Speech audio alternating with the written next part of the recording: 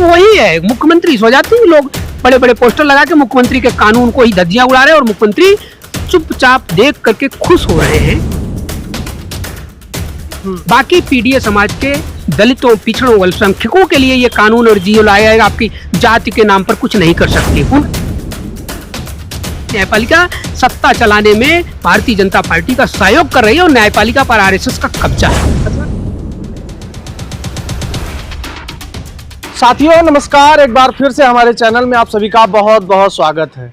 हमारी मौजूदगी इसमें प्रदेश की राजधानी लखनऊ में है और कल की सबसे बड़ी खबर जो है उसी पे आज चर्चा होने वाली है और हम चर्चा करेंगे कि जिस तरीके से 8 साल से लखनऊ जेल में बंद समाजवादी पार्टी के नेता और पूर्व मंत्री गायत्री प्रसाद प्रजापति पर जेल के अंदर जानलेवा हमला होता है, उनके सर में गहरी चोटें आती हैं जिनकी स्थिति अभी गंभीर बनी हुई है और उनको ट्रामा सेंटर लखनऊ केजीएमयू में भर्ती कराया गया है। इसी मुद्दे पर चर्चा करेंगे। हमारे साथ समाजवादी पार्टी के नेता मनोज यादव जी हैं, जिनसे हम तमाम जो एक चर्चा का विषय बना हुआ है कि सोशल मीडिया आप देखेंगे तो इस तरीके की चर्चाओं से पटी हुई है कि अब जेलों में भी पिछड़ों दलितों के नेता सुरक्षित नहीं है और जिस तरीके का बाहर माहौल है वो सबको पता है। सर बहुत बहुत स्वागत है। धन्यवाद। सर जिस तरीके से एक बड़े नेता, मतलब कह लीजिए कि उत्तर प्रदेश के प्रमुख विपक्षी दल के एक बड़े नेता रहे गायत्री प्रसाद प्रजापति को जेल के अंदर उनके ऊपर जानलेवा हमला होता है और वो भी धारदार हथियार से, कह लीजिए कैंची से, और जेल में जबकि ये सब चीज़ें प्रतिबंधित होती हैं। कैसा क्या आप देखते हैं? ये चीज़ आप सोचिए कि जब जेल में ये चीज़ें प्रतिबंधित हो तो गई कैसे। जेल का जो नियम कानून है, जो उसकी सुरक्षा है, वो सरकार के जिम्मे है। इसका मतलब सरकार प्रायोजित ये हमला है। सरकार के लोग और जो सरकार सत्ता में है, जब वो जेल को अपने लिए यूज कर रही है, अपने विरोधियों को निपटाने के लिए यूज कर रही है, इस तरह का घटनाएं सामान्य है। आप देखिए ना, अतीक अहमद कहाँ से आए थे? जेल से ही तो आए थे, मेडिकल करवाने रात को हमला हुआ। ऐसे ही 8 सालों से बंद एक समाज के नेता, एक पूर्व मंत्री और वर्तमान में उनकी पत्नी विधायक हो और जेल में हमला हो जाए। जिस केस में भर्ती हैं, बंद हैं, उस केस की अभी कोई बहुत ज्यादा स्पष्ट वो नहीं है कि उनको सजा हो गई, न सजा है। न्यायालयों की स्थिति यह है कि वो दलितों पिछड़ों की कब्रगाह बन गई है। उनको जेल में डाल दो, इसके बाद उनका शोषण करो।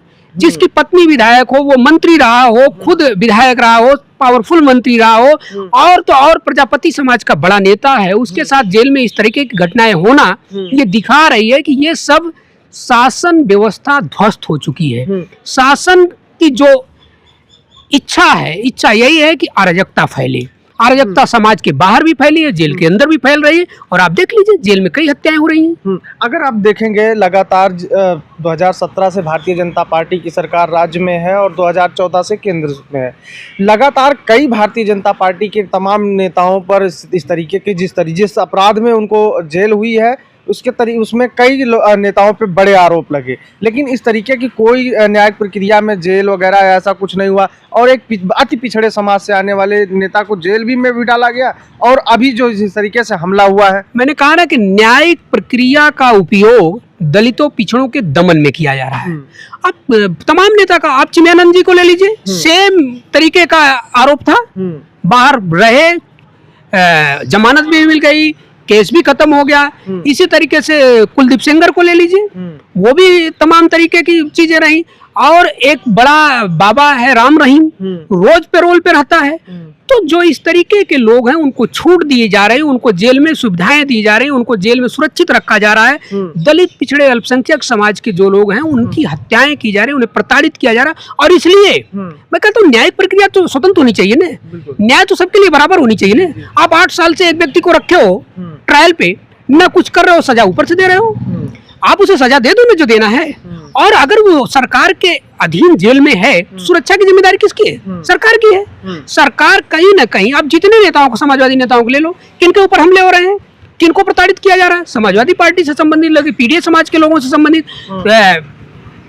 गायत्री प्रसाद प्रजापति समाज के बड़े नेता है और प्रजापति समाज के एक बड़े नेता को अपमानित किया जा रहा है, जान से मारने की कोशिश की जा रही है। क्या ये सरकार नहीं देख रही है? और जिसकी पत्नी वर्तमान में विधायक हो, तो जिसकी पत्नी वर्तमान विधायक, उसकी सुरक्षा का ये हाल है, तो आम आदमी की क्या स्थिति होगी आप समझ सकते हैं। तो ये सरकार दलितों, पिछड़ों, पीडीए समाज के लोगों को प्रताड़ित करने का यंत्र बना ली है न्यायपालिका को। न्यायपालिका इसमें सहयोग कर रही है, मुझे कहने में कोई दो राय नहीं। लोग कहेंगे कि आपके ऊपर कोर्ट कंटेम्प्ट कुछ भी हो जाए, जो सच्चाई है उसे कहने से दबाया नहीं जा सकता। न्यायपालिका सत्ता चलाने में भारतीय जनता पार्टी का सहयोग कर रही है और न्यायपालिका पर आरएसएस का कब्जा है। अच्छा, अभी पिछले दिनों एक सर्कुलर जारी हुआ कि अब जो जातीय संगठन है या फिर जाति आधारित रैलियां या कोई बैठक ऐसी नहीं होगी, उसके जातिवाद को खत्म करने के लिए उत्तर प्रदेश की सरकार ने फैसला लिया है।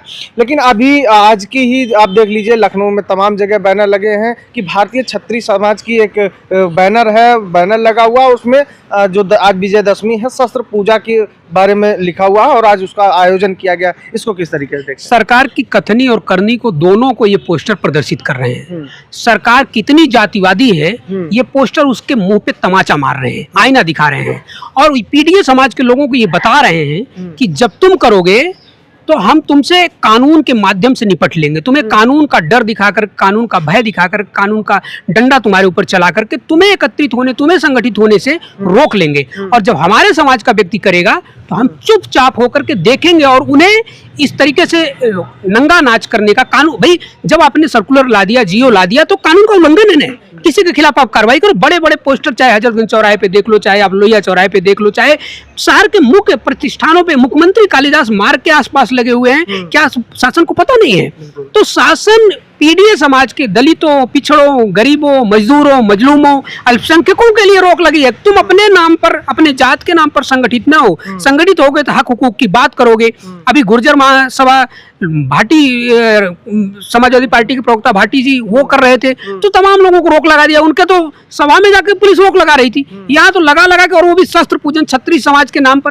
तो जब एक कहावत है ना कि जब अपना ही व्यक्ति राजा बन गया तो उसको किस बात का डर है? मतलब सैया बैल कोतवाल तो डर काहे के? मैं यही नहीं कहना चाह रहा था। तो वही है, मुख्यमंत्री सो जाती है, लोग बड़े बड़े पोस्टर लगा के मुख्यमंत्री के कानून को ही धज्जियां उड़ा रहे हैं और मुख्यमंत्री चुपचाप देख करके खुश हो रहे हैं।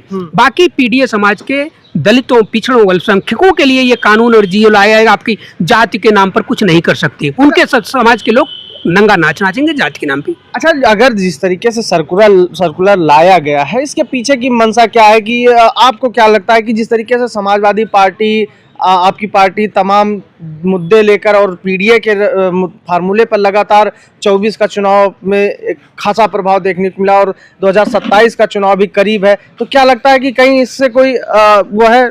स्पष्ट है, वो स्पष्ट दिख रहा है कि लोगों में एकजुटता ना आए। जो पीडीए समाज का नारा आदरणीय अखिलेश यादव ने बुलंद किया, पीडीए समाज एकजुट हुआ और 24 के चुनाव, लोकसभा चुनाव में करारी शिकस्त दिया भारतीय जनता पार्टी की। भारतीय जनता पार्टी उत्तर प्रदेश की हार को भुला नहीं पा रही है, इसलिए वो सोच रही है कि किसी प्रकार से ये लोग एकजुट ना हो, इनके बीच आपसी संबंध अच्छे ना हो। जो हम तमाम भ्रामक चीजें फैलाते हैं उसका उनके बीच स्पष्टीकरण न हो पाए, इसलिए इस तरीके का प्रतिबंध लगा दिया गया है। इनमें राजनीतिक चेतना ना आए, ये हक हुकूक की बात ना करें।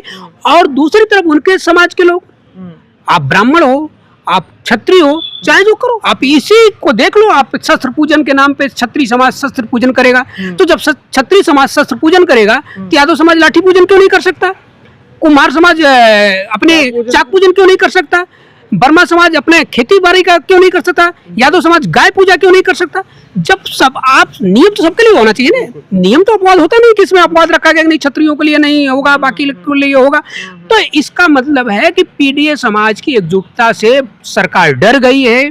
सरकार विनाश काले विपरीत बुद्धि इस तरीके का नियम कानून लेके आ रही है और उसी के लोग उस नियम कानून की धज्जियां उड़ा रहे हैं खुलेआम। ठीक है, देखिए हमारी चर्चा हो रही थी हमारे साथ समाजवादी पार्टी के नेता मनोज यादव जी से, जिनसे चर्चा हुई, चाहे वो गायत्री प्रसाद प्रजापति पर जेल के अंदर हुए हमले को लेकर बात हो या फिर जो जातीय, एक तरीके से कह लिया जाए, प्रतिबंध लगाया गया था जातीय संगठनों पर, जातीय आयोजनों पर जो बैठकें होती थी, रैलियां होती थी, उस पर प्रतिबंध लगाया था जातिवाद खत्म करने के लिए। लेकिन आज की जो खबर है वो कम से कहीं न कहीं पूरे सर्कुलर को धता बताते हुए और क्षत्रिय समाज की जो आज शस्त्र पूजन का एक आयोजन किया गया है, तब तमाम बैनर पोस्टर पूरे लखनऊ के जगह जगह लगे हुए चौराहों पर, तो कहीं ना कहीं जब ये सवाल उठता है कि क्या अब जो है जो राजनीति है उत्तर प्रदेश की, वो जो 85% आबादी कही जाती है, अब उसके खिलाफ हवा चलाने की है और उसको संगठित ना होने देने की है।